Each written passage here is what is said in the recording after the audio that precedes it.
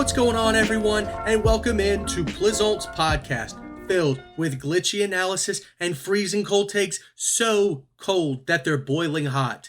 Today's podcast is proudly sponsored by Hungry Howie's Baton Rouge. Check out their website for both takeout and delivery deals. Right now, they've got a special get a large one-topping pizza for just $7.99. Thank you so much to Hungry Howie's Baton Rouge. And now let's get into the last part of the three-part Christmas Return series. This is last but certainly not least in our catch-up episodes. Let's talk about the NBA. This season has already made its mark in the history books. We're not even halfway through the year. For starters, there have been 89 40-point games, which would already be the 11th most in NBA history. And these aren't just normal 40-point games. These are offensive masterpieces. Let's look at a few. Here's the top 5 best 40-point performances, which in my opinion would make a case for performance of the year each in any other season but this. Number 5, LeBron James dropping 47, 10, and 9 against the Atlanta Hawks on his 38th birthday. Does this get any better for LeBron? In my opinion, there's no pure athlete who looks this unbelievably athletic, fast, and dominant at this age. During this game, LeBron slammed home a reverse alley-oop that most players would dream of dunking in the prime of their careers, as he's turning 38. Not to mention the Lakers won a tough road game against the Hawks. Number 4, Nikola Jokic puts up an insane 47, 27, and 10 against the Charlotte Hornets. We all know Jokic likes to get triple-doubles and be the focal point of the offense, but this is absolutely nuts. The fact that this is number 4 on the list just goes to show what an absolute insane year it's been. Number 3, Joel Embiid scores 59 and grabs 11 rebounds while blocking 7 shots in a great road win against the Utah Jazz. To me, this was such an awesome game to watch because it really began the Joel Embiid MVP case. Not to mention, this was only done in 37 minutes, which is the fewest minutes played among the top 5 players in this performance list. Number 2, Luka Doncic goes nuclear to beat the New York Knicks in the Garden, dropping 60, 21, and 10. The best games and performances to me happen at the Garden. The Mecca is one of the most beautiful places to play basketball and one of the best venues in all of sports. With just 44 seconds left in the game, the Mavericks were down 9, and Luka's heroics took them all the way back to tie the game at 115 to 115, including a buzzer beater to finally tie the game. Luka then proceeds to almost single-handedly beat the New York Knicks in overtime, and he set the franchise record for points. He also recorded the first 60-point, 20-plus rebound game since Wilt Chamberlain. That's 50 years. My God. And number 1, most of us missed this because of what happened this past Monday with DeMar Hamlin, but Donovan Mitchell scorched the Bulls and got 71 points, 11 assists, and 8 rebounds. If you go back and watch this game, it's an absolute insane game. Donovan Mitchell took the Bulls to overtime and won for the Cavaliers. What makes this so crazy to think about to me is when you go back and look at Kobe Bryant's 81-point game, he only had 2 assists. Donovan Mitchell had 11.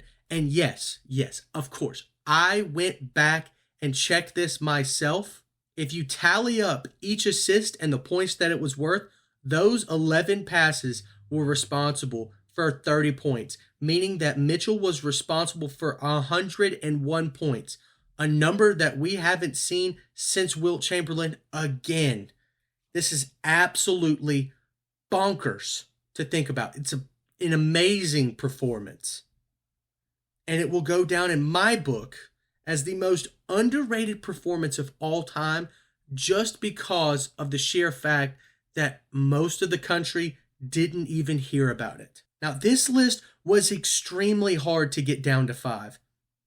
I mean, you have AD scoring 55, Vintage Clay the other night getting 54, Giannis setting his career record for 55 points, Pascal Siakam going for 52 points, Stephen Curry dropping 50 points, Luka Doncic dropping another 50-point game.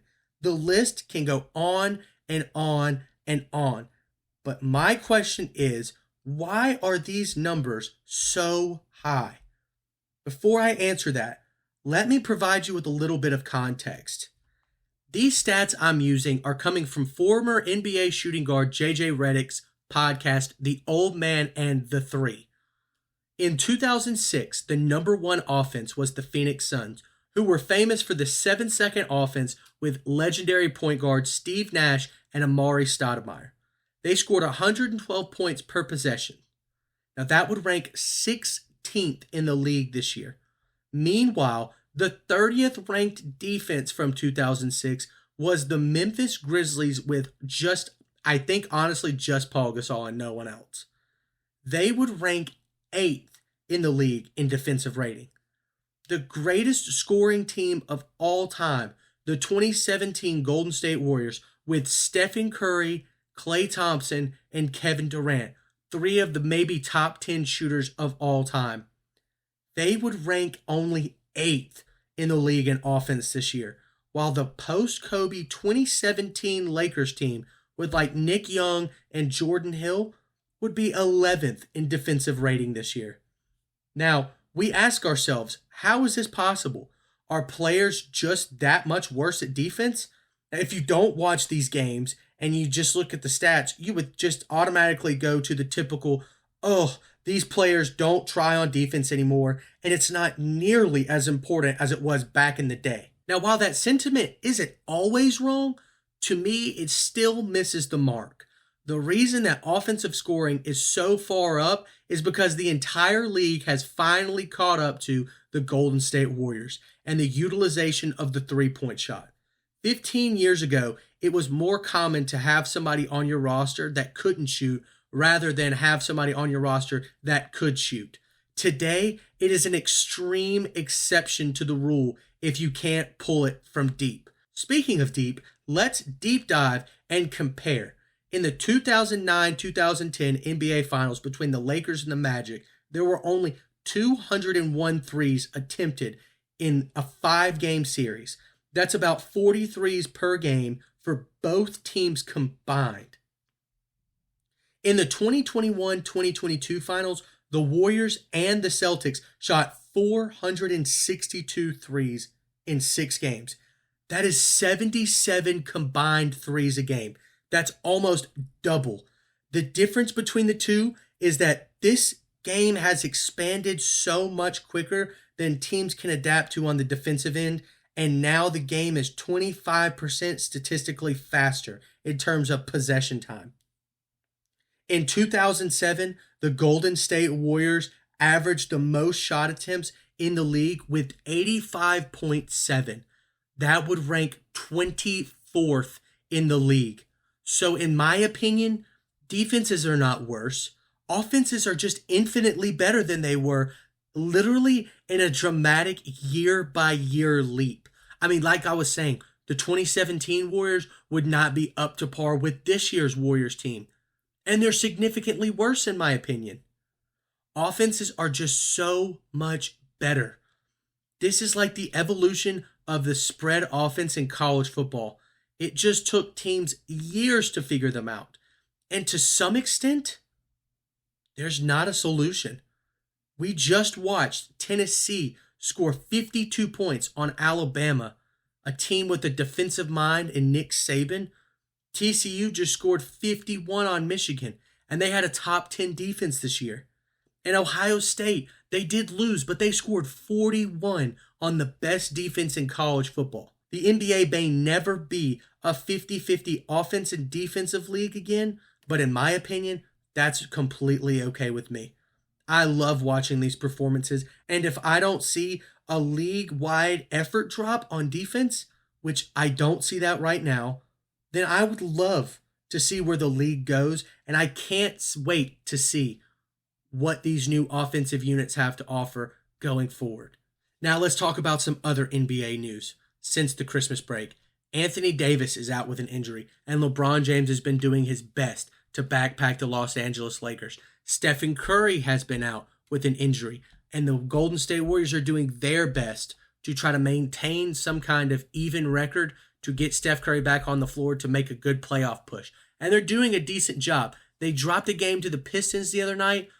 That's okay. It's not great. Now, the Brooklyn Nets have been winning a ton of games. But when you look at the teams that they've either played teams below 500 or teams above 500, missing one or two starters. Now, that's significant to me because, yes, they are getting on a roll, and this could transform into the Nets finally reaching their full potential. But in my opinion, I'm not exactly sure that this team is going to be able to fight through the adversity of playing a fully healthy Boston Celtics team or playing a fully healthy Golden State Warriors team on the road, something along those lines. And I definitely don't know if they can beat the Milwaukee Bucks when Chris Middleton gets back in the works. Now, when you look at the Western Conference, speaking of injuries, Zion Williamson is going to be out for multiple weeks with a hamstring injury.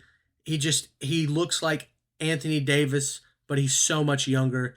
And I love watching him play. I think he's one of the most entertaining players in the league, one of the most captivating players to watch in person or on the television.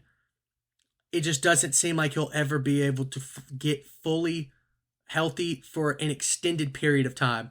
Now, if he wants to come in and out in spurts for the rest of his career and just dominate the floor when he can, that would be awesome. What I hope is that he comes into the playoffs this year completely healthy, like Anthony Davis did in the bubble in 2020. We watched him absolutely take over, and that's when we thought that LeBron James was going to pass him the torch. I hope that Zion can make it back for the playoffs and show that kind of dominant force so that we can see that going forward. And that's going to do it today for Plizont's podcast. Thank you all so much for tuning in, and we'll see you next time.